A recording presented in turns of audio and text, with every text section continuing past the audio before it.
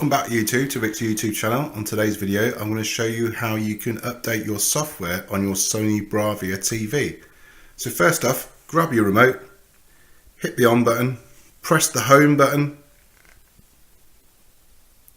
and then you want to scroll across to the settings or the question mark, it doesn't really matter. Hit OK, hit customer support,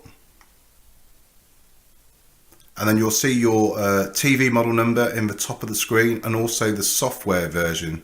This is running the latest software for this TV.